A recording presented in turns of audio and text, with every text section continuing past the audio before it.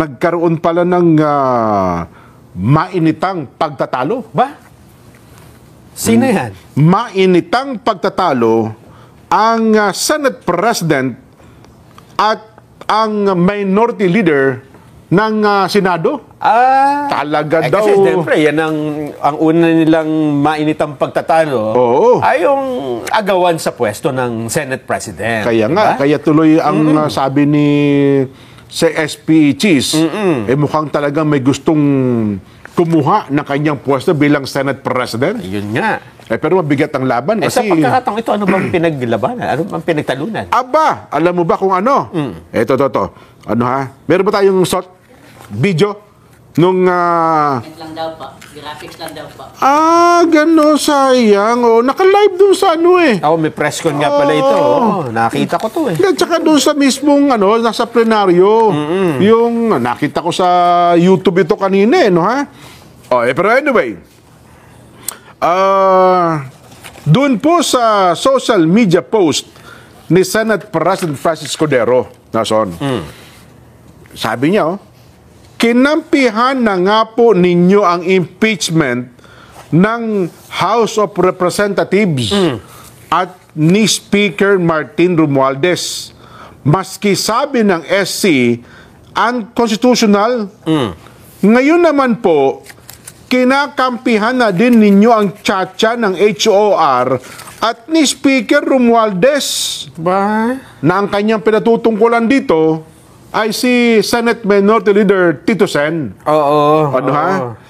Kaya mariin daw pong binatikos ni Senate President Francis Cordero si Minority Leader Vicente Soto III dahil sa paghahayag nito ng suporta para sa charter change, kasunod daw po ng pagbasura ng Korte Suprema sa impeachment ni BP Inday Sara Duterte.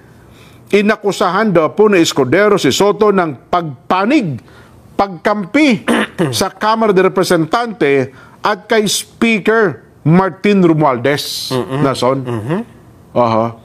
Kasi nauna niyang sinabi dito, parang isusulong ko ang charter change, pag-amyenda sa konstitusyon. Pero ako naman, kung halimbawa nagkaisa ng paninindigan si Speaker Martin at saka si Senador Tito Soto, una best, may masama ba? Wala naman. Wala namang masama di ba? Kasi stand din na yun eh. Oo nga, tsaka talaga namang mainit naman talaga din ang usapin bukod sa impeachment ay ang pagsusulong nitong charter change noon pa man. Di ba? Lalo pa nga ito sa pagsisimula ng bagong Senado, ng bagong term nila sa 20th Congress. Kaya ako naniniwala, talaga mabubuhay itong usaping ito. Naman. Di ba? At hindi kasi ito lumulusot dati sapagkat walang lantarang tumitindig sa Senado, nakakampi ng posisyon ng House of Representatives. Ngayon, baka sakali. Ayun na nga, di ba? Nagkaroon pa nga ng pirma dati. Di ba? Pero merong sagot na uli si Senador Soto, Jen. Ano naman ang sabi niya? Ang sabi niya, wala akong kinakampihan tulad nila. Wala akong kinakampihan. Easy lang po. Yun pala yung sabi ni Escudero. Ang sagot pa nito, mga kababayan, what I said was, if the Supreme Court ruling stands as is, and the Constitution is amended by merely a Supreme Court decision, then I will consider supporting a Constituent Assembly or a constitutional convention to rewrite Article 11 of the Constitution. Ayun palang sabi niya. Kasi ang sabi niya rito, Jen, para bang yung ruling ng Supreme Court is an amendment dun sa Constitution. Kaya para... Technically, parang ina-amendaan niya, para daw bawiin yun, baka i-amendahin natin talaga. Kaya sumusuporta na sa doon sa yun daw ang charter change. Yun ang sinasabi niya. So, kunekta pa rin niya doon. Ako naman, in fairness kay Tito Sen, iba po usapin ng impeachment, tsaka iba naman yung siguro sa pagbabago ng ating saligang batas. Kahit naman sinong Wala naman papanig sa kanyang abogado. Kaya nga. Ang isang desisyon ng Supreme Court ay nag-aamyenda ng saligang batas. Ini-interpret ng nila kung ano nakasulat. Yes. Oo, hindi ba? Hindi ka pwedeng magbigay ng kahulugan tapos binago mo na yung batas. Walang magsasabing gano'n na nangyari. Sayang, wala tayong ang ganda ng sagutan nila eh. Doon sa, kasi alam ko naka-live ito doon sa social media account ng Senado eh. Nung sila ay nagsasagutan eh. Yes. Tsaka public naman ata yung no? Senate, yung Senate page. Kaya, at panayam din ata kay Tito Sen Nelson, sinasabi niyang, nabanggit mo na pa ito, no? At banggit pa po niyan, desisyon ng Court Supreme, naging imposible na ang pagpapa-impeach sa isang impeachable official. Yan yung sagot niya. Yun, tama, no? Nako, papaano ito ngayon? Mukhang tumitindi. Bagay ako naman naniniwala, mga maginoong tao itong mga ito. At sa akin dyan, walang masama dito. Sa paglalabas nila ng kanilang mga stand, mga posisyon.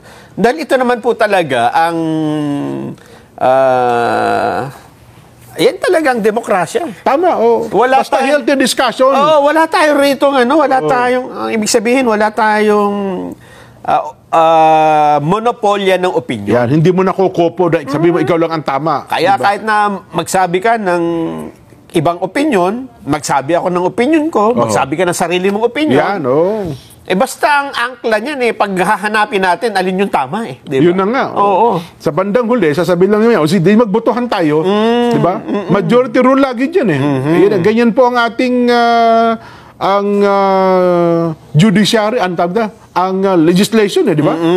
Hindi mo po pwede, ako lang ang tama, hindi po pwede mo yun. Ito na, idagdag na natin, Jen. Pati sa Korte Suprema, ganyan eh. Ayun, yung 15. Diba? Sila man yung nagdidebat. Halimbawa, 15. Dedesisyon na nila yung impeachment complaint kung yan ay constitutional o hindi. Magtatalaga sila ng tagasulat. Tama, yung ponensya. Ang dyan, halimbawa, may sumulat, di ba? At merong kumontra, sumulat din siya.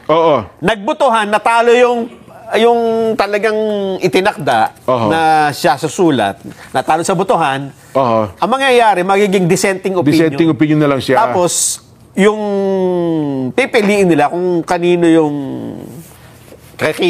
nila kung sino yung gumawa nung pagka yun ang nanalo. Kasi kung magbobotohan din sila, 15 sila. Kaya sa maraming desisyon ng Korte Suprema, talagang merong mga associate justices na iba yung kanyang pananaw. Ganon. Talaga namang nagkokontrahan sila at yan, makikita mo naman.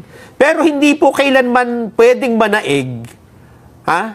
Pakinggan nyo mabuti to, Hindi pwede manaig kailanman ang isang opinion o isang sinulat na dissenting opinion ng isang Supreme Court Justice doon sa mas maraming miyembro nito. Kasi lagi, majority rule lagi ang dyan eh.